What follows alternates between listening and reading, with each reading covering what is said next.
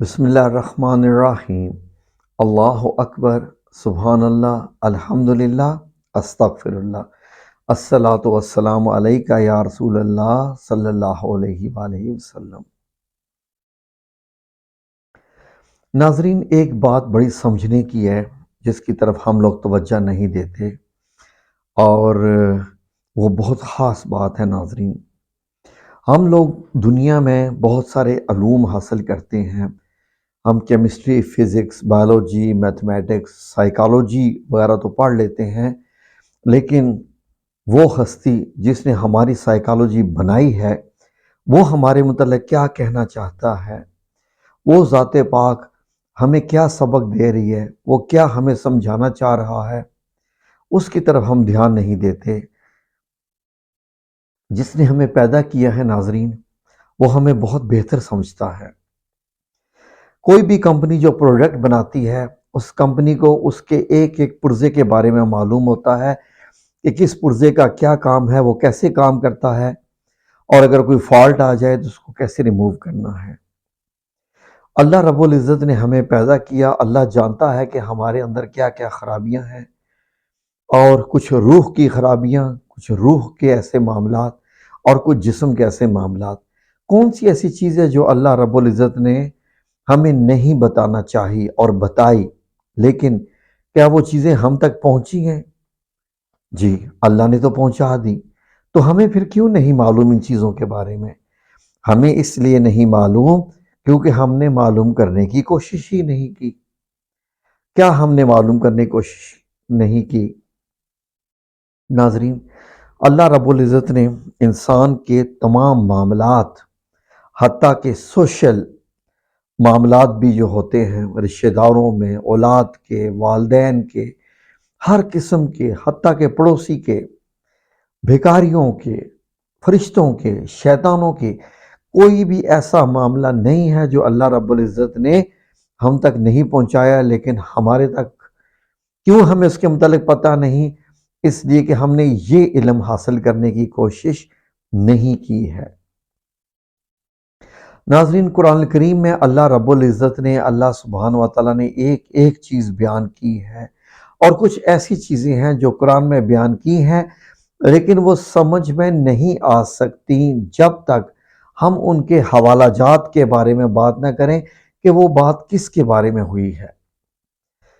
میں یہ آپ کو بتانا چاہ رہا ہوں کہ دین کے متعلق سمجھنے کے لیے، اسلام کے متعلق سمجھنے کے لیے بھی آپ کو قرآن کریم کے علاوہ بھی اور کتابوں کی شدید ضرورت ہے، اشد ضرورت ہے۔ وہ ان کے آپ بغیر نہیں سمجھ سکتے۔ وہ کون سی کتابیں ہیں؟ ناظرین، قرآن الکریم بغیر حدیث مبارک، سیرت النبی کے آپ نہیں سمجھ سکتے، بالکل نہیں سمجھ سکتے۔ آپ عربی میں پڑھتے ہیں، تلاوت کرتے ہیں، آپ کو ثواب تو مل جاتا ہے، لیکن اس کا حاصل نہیں ہوتا۔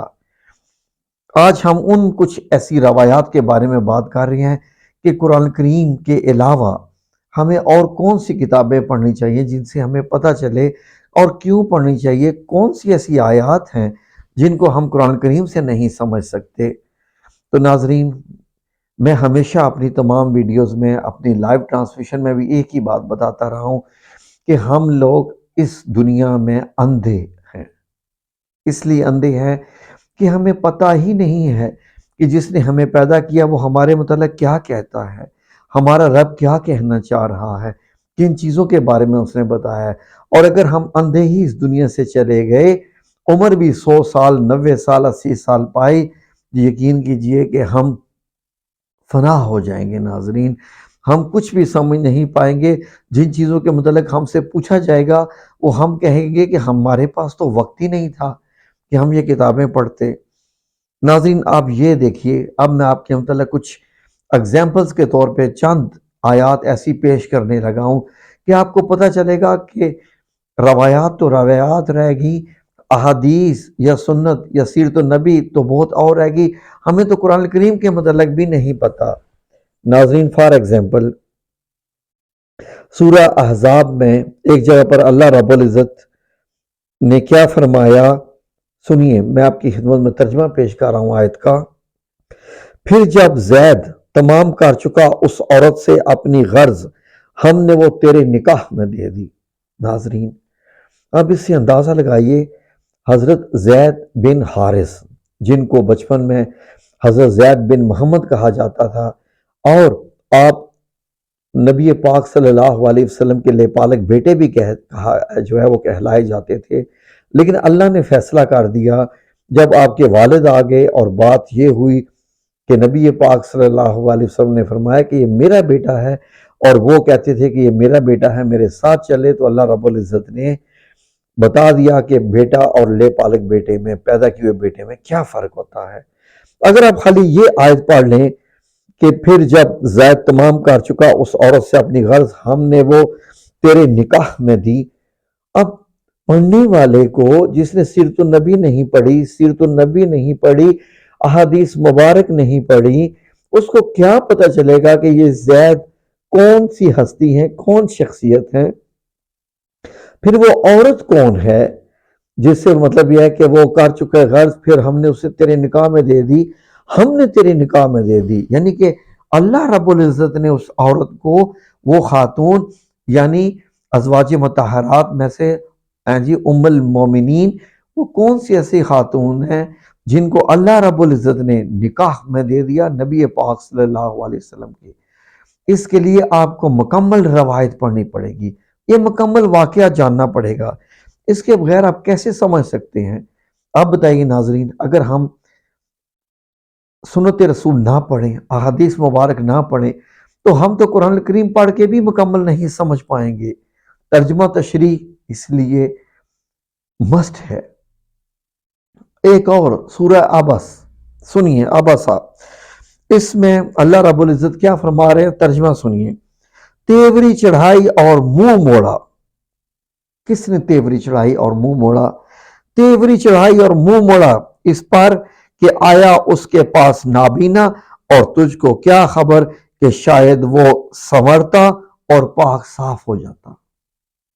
ناظرین، اگر آپ خالی قرآن کریم مطلب جب پڑھتے ہیں، ترجمہ خالی پڑھیں، تشریح اور تفسیر نہ پڑھیں، کیا سمجھ پائیں گے؟ کس نے تیوری چڑھائی؟ کس نے تیوری چڑھائی؟ کس نے منہ موڑا؟ اور کون نابینا شخص آیا تھا؟ ناظرین، اس کے لیے اب آپ کو آنا پڑے گا احادیث مبارک میں، سیرت النبی میں پڑھنا کہ کیا واقعہ تھا۔ اب آپ جب احادیث میں آئیں گے تو پتہ چلے گا کہ ایک بار نبی کریم صلی اللہ علیہ وآلہ وسلم مکہ المکرمہ میں آئے، چند سرداروں کے وہ آپ ان کو دینی تعلیم دے رہے تھے، اسلام کی تبلیغ کر رہے تھے، کچھ واقعات بتا رہے تھے، سمجھا رہے تھے۔ ایک نابینا شخص آیا اور اس نے نبی پاک صلی اللہ علیہ وسلم کو قمیض سے پکڑ کے کھینچا پیچھے سے کہ میری بات سنیں، کہ میرے سوال کا جواب دیں، مجھے بھی بتائیں۔ تو نبی پاک صلی اللہ علیہ وسلم، کیونکہ آپ ایک درس دے رہے تھے، ایک لیکچر دے رہے تھے کہ یہ یہ سردار یا یہ جو لوگ ہیں گیسٹ آئے ہوئے، یہ ایمان لے آئیں گے تو کیا، اور ان کے ساتھ کتنے لوگ ایمان لے آئیں گے؟ تو آپ صلی اللہ علیہ وسلم نے توجہ جو تھی وہ نہ دی اس نابینا کی طرف۔ تو اللہ رب العزت نے یہ آیت نازل کی کہ وہ تو اے نبی پاک وہ حاصل کرنے والے نہیں ہیں آپ سے اسلام کی تبلیغ، لیکن اگر آپ اس نابینا شخص کی بات سن لیتے تو یہ ہو سکتا ہے ہدایت پا جاتا، ایمان لے آتا اور مسلمان ہو جاتا۔ تو اس کے لیے آپ کو واقعات پڑھنے پڑتے ہیں، جب تک آپ واقعات نہیں پڑھیں گے آپ ان چیزوں کو نہیں سمجھ پائیں گے۔ ناظرین، روزانہ قرآن کریم کی تلاوت اور ترجمہ تفسیر، چند آیات کو ہی لے لیجئے، اپنی زندگی میں 24 گھنٹوں میں سے 1 گھنٹہ تو اللہ رب العزت کو دے دینا، 1 گھنٹہ تو اپنے رب کریم کو دے دیں جس نے پیدا کیا، اور سمجھ لیں کہ وہ ہم سے کیا کہنا چاہتا ہے۔ پھر آپ کو پتہ چلے گا کہ ہم کیسے اندھے اور گونگے اور بہروں کی طرح ہم زندگی گزار رہے ہیں، مال سمیٹنے کی لگی ہوئی ہے، جاب، بزنس، کاروبار، شادی بیاہ، رشتے، گھر کی ڈیکوریشن، مکان، گاڑی، بنگلہ، کار، کوٹھی، کس چیز میں ہم لگے ہوئے؟ ناظرین، ایک اور سنیے، سورہ انفال۔ سورہ انفال کی ایک آیت ہے، اور جب تم سے وعدہ کر رہا تھا 2 جماعتوں میں سے ایک ایک کا کہ وہ تمہارے قبضہ میں آئے گی۔ اب ناظرین بتائیے، قرآن کریم سے کیا آپ سمجھ سکتے ہیں کون سی دو جماعتیں ان کا اللہ رب العزت ذکر کر رہے ہیں؟ نہیں سمجھ پائیں گے، سمجھنا پڑے گا سورہ انفال ہی کی ایک اور آیت، جس وقت تم تھے درے کے ناکے پر اور وہ پرے کے ناکے اور قافلہ نیچے اتر گیا تم سے، کیا پتہ چلے گا کون سا درے کا ناکا، کون سا قافلہ؟ اب سنیے سورہ توبہ کی ایک آیت کا ترجمہ، مدد کر چکا ہے اللہ تمہاری بہت سے میدانوں میں۔ کون سے میدانوں میں؟ کب کب اللہ نے مدد کی، کس کس طریقے سے غیبی مدد کی، نہیں پتہ چل سکتا جب تک ہم اس کی ترجمہ و تفسیر میں نہیں آئیں گے۔ اسی طریقے سے سورہ توبہ کی ایک اور آیت کا ترجمہ، اگر تم نہ مدد کرو گے رسول کی تو اس کی مدد کی اللہ نے جس وقت نکالا اس کو کافروں نے دو جان سے، جب دونوں تھے غار میں، جب کہنے لگا اپنے رفیق کو نہ غم کھا اللہ ہمارے ساتھ ہے۔ ناظرین کیسے پتہ چلے گا کون سے غار میں، کون سے، کس نے کس کو کیا کہا؟ آپ کو یاد ہوگا کہ ہجرت کے موقع پر جب نبی کریم صلی اللہ علیہ وسلم اور حضرت ابو بکر صدیق غار ثور میں پناہ لیے ہوئے تھے، چھپے ہوئے تھے، اور کافر غار کے ناکے یعنی دروازے پر آ پہنچے تھے، اور جب آ پہنچے تو حضرت ابو بکر صدیق رضی اللہ عنہ نے فرما دیا کہ اب تو ہم بس پکڑے گئے، اب تو وہ آ گئے، اب تو ہم پکڑے جائیں گے۔ تو نبی کریم صلی اللہ علیہ وسلم نے کہا تھا کہ آپ فکر نہ کریں، اللہ ہمارے ساتھ ہے، لا تحزن ان اللہ معنا، فکر نہ کرو اللہ ہمارے ساتھ ہے۔ کتنی پیاری آیت ہے۔ اب نہیں پتہ چلے گا، نہ حضرت ابو بکر صدیق کا نام ہے، نہ واقعے کا بیان کیا جا رہا ہے کہ ہجرت کا موقع وغیرہ وغیرہ۔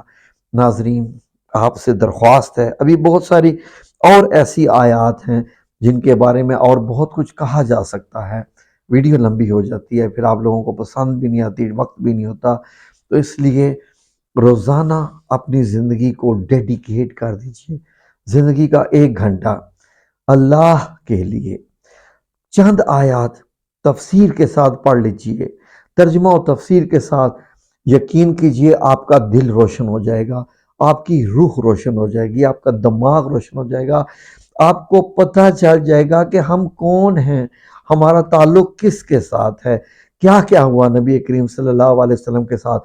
آپ ایک ایسی دنیا میں کھو جائیں گے جو دنیا آپ کی دنیا بھی سنوار جائے گی، ایسے معاملات، ایسی دنیا جو آپ کی آخرت بھی سنوار جائے گی، اور یقیناً آپ کامیاب ہونے والوں میں نفس مطمئنہ بن جائیں گے انشاءاللہ۔ اس لیے بات مختصر کرنے کی کوشش کر رہا ہوں، تو روزانہ اس کو اپنی زندگی میں شامل کیجئے۔